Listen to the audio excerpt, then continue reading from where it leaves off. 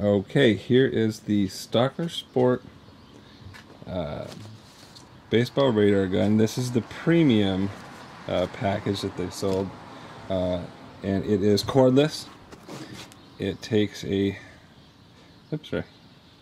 This is the battery in the handle, and it's cordless.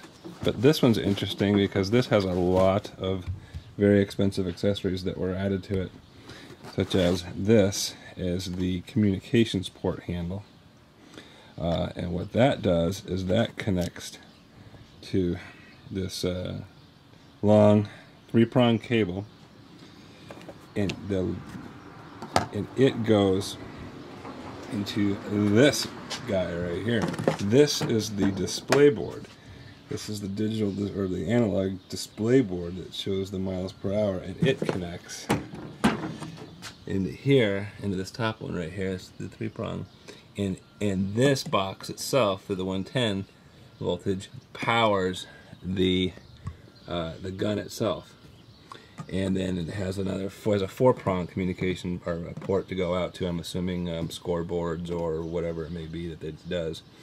So this is interesting. So this is the Stalker Sport Premium with added communication handle and the display board. And I believe these display board when it was new was, I think, $700, and the communication port you can still buy online right now for $260. And it has this long cable. We have the charger for the cordless battery. That's right, this battery slides in there, and then here's the power supply. Has a 65.3 mile-an-hour tuning fork. Locking keys, they're in the case. And here's the gun right here. A couple fuses down there. And here's the gun.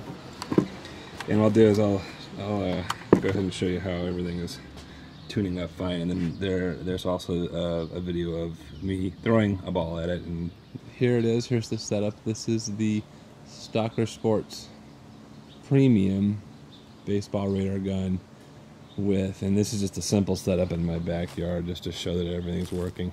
There's the display board. This is just the setup on my photography tripod, just some string and some shims. They do make a harness for this, which I never got, that goes right to a tripod. But anyway, that's the setup. There's the gun. There is the communications port handle. It comes down and has a pretty long cable. I think that's around 25 or 50 feet, I'll verify it. And that all comes into the display board, display panel, which has got a shockproof face on the front. I wouldn't recommend hitting it with a 90-mile-an-hour fastball, but it's there for protection. And here's the proprietary communication port, I guess. This box actually ends up powering, even though this is a battery-powered or remote radar gun. This thing, when you use the communication port and the panel is actually what's powering the unit here. And I'll turn it on. And there we go. Hit a self-test. Self-test internals, 80 miles an hour. That means it's all good. And then the board is clicking. And I'll go back over here to the tripod. And the camera into the tripod here. Okay. So there it is. It's all running. I'll just grab a baseball. And there you go. It's 30 miles an hour.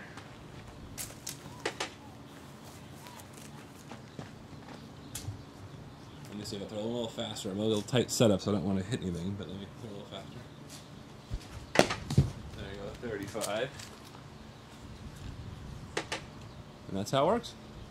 So underhand, just slow. 10. Another underhand. 19. And go a little faster. 35.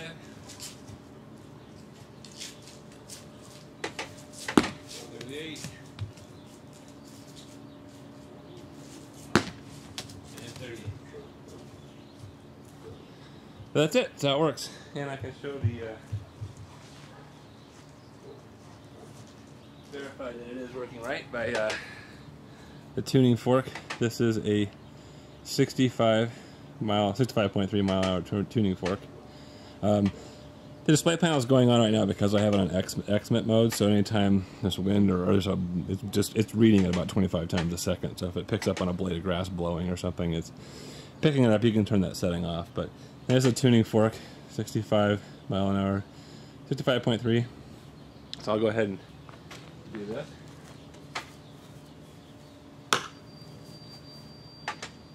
And there it is. Perfect 65 mile an hour. So it's working great. This thing looks amazing. It'll also go kilometers per hour, but it's neat to have this display board. Like I said, it's very durable. It's a good system.